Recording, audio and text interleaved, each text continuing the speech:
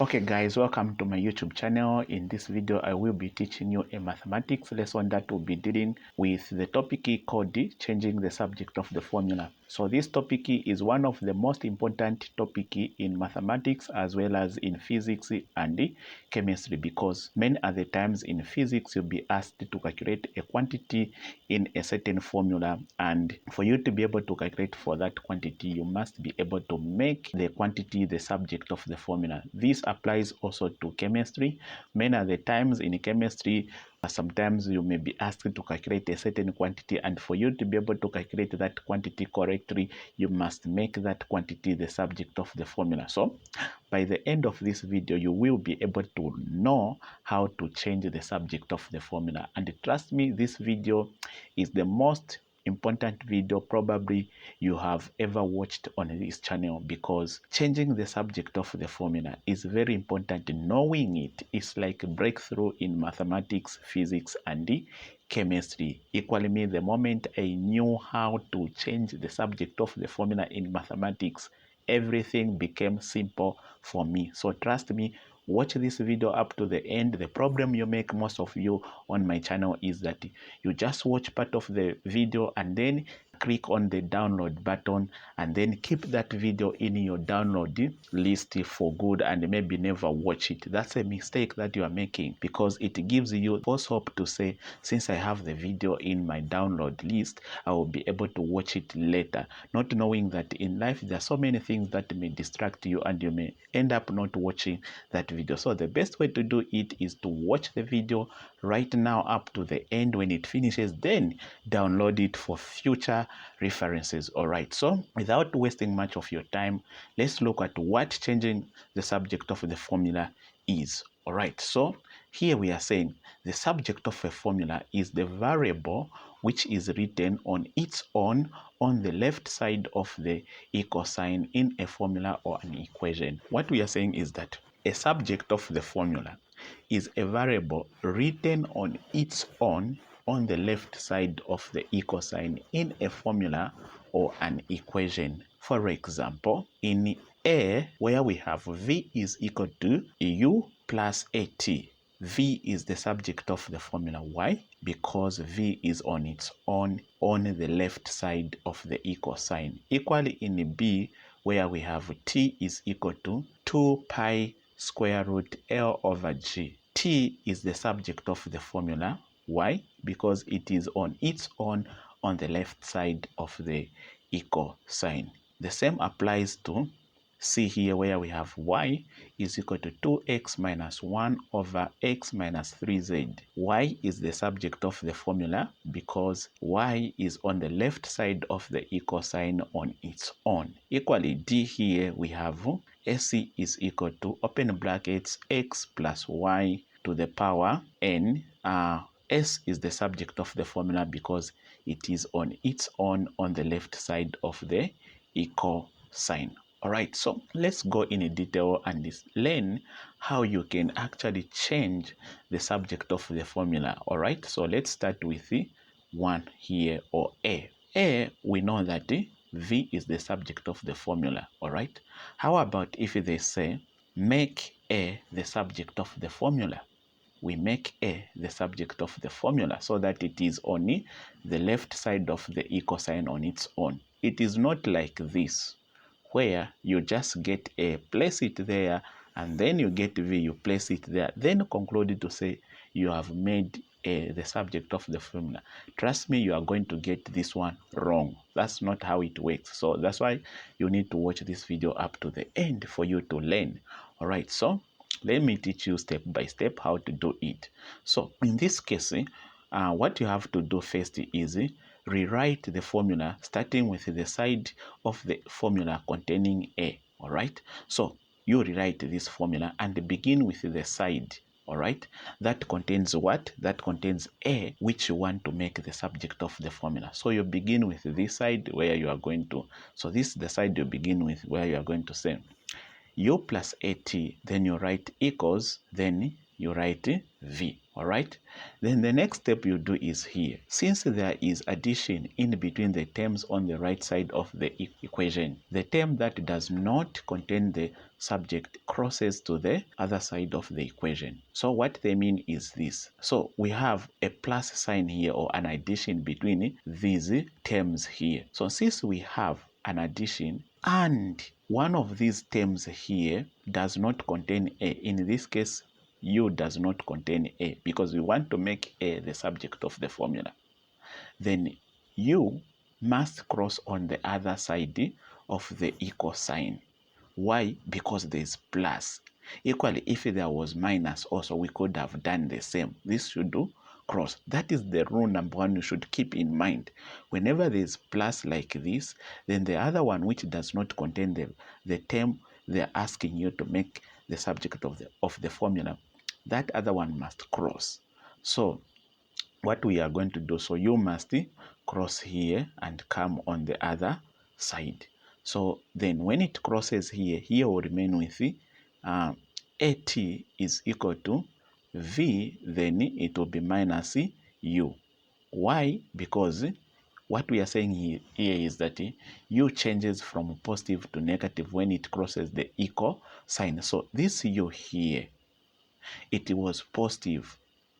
Whenever a number or a letter is written first in a formula, and if that letter contains plus in front of it or on the left side of it, we don't write it. So in this case, U contains a plus here, and we don't indicate it because U is the first term in this equation. So since it has positive, then we don't indicate it. But however, when it crosses, that positive becomes negative. That's why here it has become negative. All right. That's why you have seen this negative here. So now the next step that we are going to do here is to make sure that since there is multiplication between the terms on the right side of the equation, so we are saying since there's multiplication here between A and T, since there's no sign in between, bear in mind that there is multiplication in between these letters. So what we are saying, if there's multiplication here, now to remain with A only, we want to remain with A only, you divide both sides of the equation with the term which is not wanted. So on this side, which term is not wanted? T. And since between T and A there is multiplication, where the rule is that you divide this side with T and this side also with T to remain with A here, right? So what we are going to do is this. So this is what we are talking about. There's multiplication between these two terms. So now what you are going to do is to write AT is equal to V minus U. Then here you divide by T, as I stated, even here by T. Why do you do, when you divide on the other side of the equation, you also divide on the other side? It is because whenever you introduce something on the other side of the equation, you must do it on the other side, because that's what it means for the equation to be equation. It means that what is on the other side must be equal to what is on the other side. And whatever you must do on one side of the equation must be done on the other side of the equation, so that the equality is not disturbed. That's the main point you must bear in mind. So now after you divide, you must cross. All right. So you must cross, this and that cancels. Then you remain with A is equal to V minus U divided by T. That way you have made A the subject of the formula. All right. So if you have found value in this video, please don't forget to give it a like, and also let me know in the comment section. It will give me the morale to do what I do on YouTube. So let's go to the next example. So let's go to B here. B, we have T is equal to 2 pi square root L over G. We know that T is the subject of the formula here. Now imagine the same. So make G the subject of the formula. We make this G the subject of the formula. So as usual, since this G is on the right side, so you must rewrite this equation starting with this term which contains the g. So you say 2 pi square root L over g is equal to t. All right? So after you have done that, what you must know here is that there are two terms in this expression here. There is 2 pi times square root of L over n. Here, since there's times between this term and this term, what you should do in order to remain with this term, because this term does not contain the g, which you want to make the subject of the formula. Only this term contains the g. So this term, this one here, and this term, in between here, there's multiplication which is not indicated. And as I stated previously, whenever you have multiplication like here, meaning that you must divide with what is not needed here. So this is not needed, you must divide by 2 pi on this side, also on this side by 2 pi. So you get the same one here equals this one, then here you divide. Divide by 2 pi, divide by 2 pi. So this actually looks awkward, right? But it can also be done in this way. You just multiply this side 1 over 2 pi, also this side 1 over 2 pi. It is actually the same as division, which I've just shown you recently. So now, what you are going to do from here is to know that this is on the denominator and this is on the numerator, so they will cancel out. So that you remain 1 times this, you have this, equals. Then this one you multiply t times 1, because t is a numerator as well as 1. In mathematics, you always multiply a numerator with a numerator, denominator with a denominator. In this case, t is a whole number. It is not a fraction, but you imagine it has a 1 here. So you say t times 1, it will be t, and a 1 times this 2 pi, it will be just 2 pi. So this whole thing will come to t divided by 2 pi. All right? So from here now, what you are going to do is to get rid of this square root here. So how do you get rid? First, let's push it a bit up here. So how do you get rid of this? You have to multiply the whole expression here with the square or power 2. All right? So since this is a square root, for it to be taken out or to be removed, you must multiply this entire equation with the square. All right? So square root can only be removed by a square. So this can also be done like this. This, open brackets, close bracket, multiply by square. Whatever you do on this side of the equation, also do it on this other side. Multiply by square. The reason why we are doing this, bear in mind, is to get rid of this square. So this square root, and this square, they'll cancel. So we remain with the L over G equals. Then this T now, since this square is on the outside of the bracket, it means what is inside must also share in this power. So T must share in this power, 2 must share in this power, pi must share in this power. So what you are going to do is to say T power 2 here. So it will be T power 2 divided by 2 power 2, it will be 4.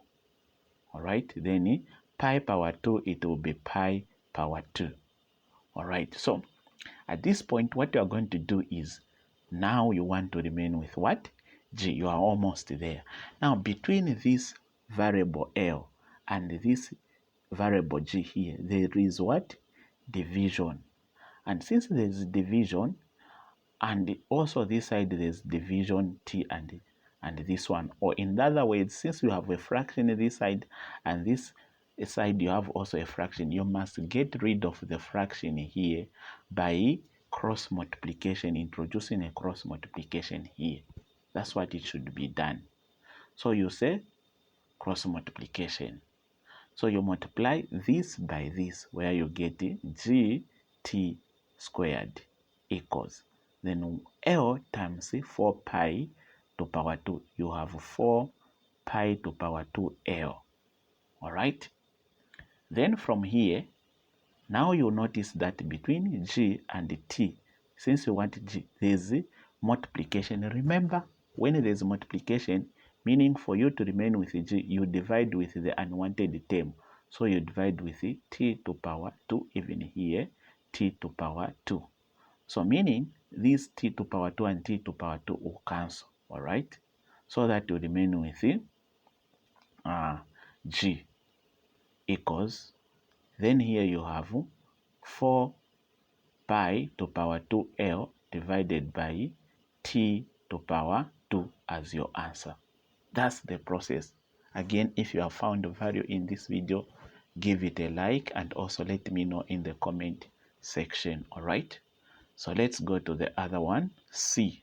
C says y is equal to 2x minus 1 over x minus 3z.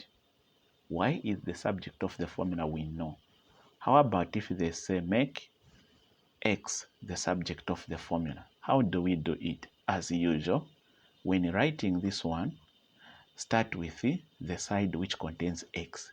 So you say 2x minus 1 over x minus 3z is equal to y. All right. So now at this point, for you to be able to get rid of this fraction, you must also make the other side as a fraction by saying over 1. All right. So when you say y over 1, you don't change anything. So you have just expressed it in another form. So since you have a fraction here and a fraction here, so you can now cross multiply here to get rid of this fraction on this side. So what you are going to do is to multiply 2x minus 1 times 1. You have 2x itself because 1 doesn't change anything. Then you say equals, then you say x minus 3z minus y. So you start with y times. So y times this thing. So this thing must be in brackets, x minus 3z. All right. So in between y and what is in the brackets, there is multiplication here because you were multiplying, remember. Okay.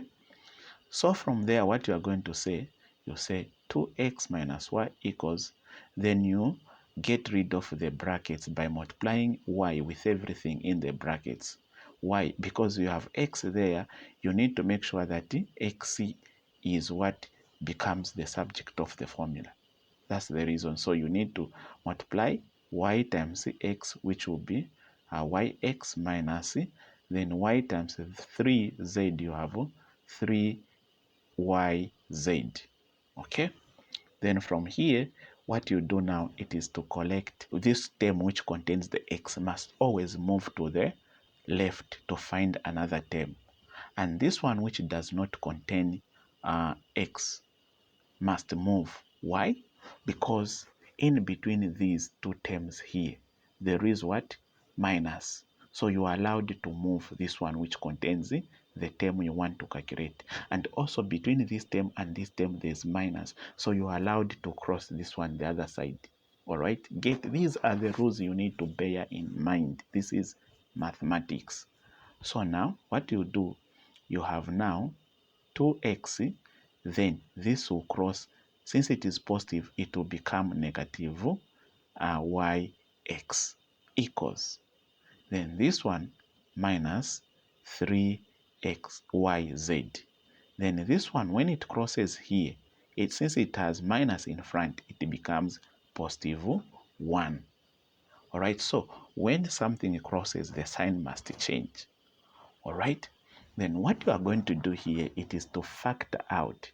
You check on this term there's x, on this term there's x, so you factor out. So if you don't know how to factorize, there's a video to click here to watch. All right, but if you download this video, you won't be able to watch this link because this link is only live on YouTube. Okay, so before you do that in mathematics, what we do, we don't allow a variable with a negative to be on this side when we know that we have another variable with a positive. So we always swap. So this one will become this side, and that positive, when it is this side, must disappear. Then this one comes here. That's what we do. So you know that here there's positive, positive, but we don't show. Even here there's positive, we don't show it. So now you factorize. You say x. So when you get x here, you say brackets. Here you remain with what? 2 minus. Here you remain with y equals 1 minus 3yz. Now here, notice, between this x and this which is in the brackets, there is multiplication. So in short, you have two terms here, this term x and this term in the brackets, and between them there is multiplication. So to remain with this unwanted one must be divided, because why? There's multiplication. When there's multiplication, you divide. Keep that in mind. So you divide with what is not needed. So you say divided by 2 minus y. So what you do on this side, you do it also on the other side. So you say also divided by, open brackets, 2 minus y. Okay, so notice that this will cancel with this. So this and this will cancel. You remain with what? With the x is equal to, then 1 minus 3yz over, open brackets, 2 minus y. At this point you have solved. X now is alone the subject of the formula. Again, please, if you haven't, please give me a like, please, if you are learning something. All right, it will encourage me to do better on my channel. All right, so let's go to the other one, which is D. So D here says S is equal to, open brackets, x plus y, close brackets, to the power n. S is the subject of the formula. All right, now if they say make y the subject of the formula, how do we do it? As usual, start with this term containing y. So we say open brackets, x plus y, close brackets, to the power n is equal to s. Okay, so now what we are going to do is to rewrite it. So we need to get rid of this power. How do we get rid of this power? So for us to get rid of this power, we must multiply this power with its reciprocal. All right, so the reciprocal is just the opposite of a number, like the way it is here. Let me just give you an idea a bit. All right, so if I have like 4 here, so the reciprocal of 4 is 1 over 4. All right, so equally here I have n. All right, so I have n here, so the reciprocal is 1 over n. So what I'm saying, to get rid of it, you must multiply by the reciprocal, because you don't need the power this side anyway. So what we are going to do here is just to multiply by the reciprocal. All right, so you say times 1 over n equals, so when you multiply this side, remember, by reciprocal, even this side also, you know there's a power 1 here. Any letter written without a power, bear in mind there's power 1. So you say s to the which had power 1 times also the reciprocal, it will give you that reciprocal. So this is s to the power 1 over n. So this reciprocal, it will mean that this and this, they'll cancel.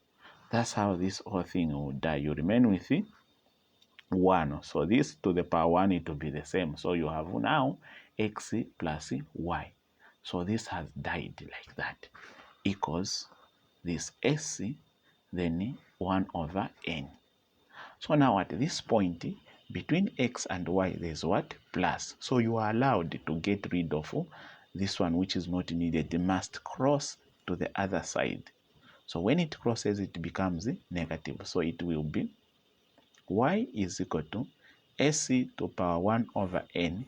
This x crosses becomes minus x. At this point, you have found your answer. All right, you underline. All right, So guys, we have come to the end of the video, but I have work for you which you are supposed to do to practice also, so that you are able also to know whether you are able to answer these questions you have understood or not. All right, so these are the questions I have for you. In this question A, they are saying make X the subject of the formula. In this question, they are saying make Q the subject of the formula. In this one, they are saying make U the subject of the formula. In this one, they are saying make R the subject of the formula.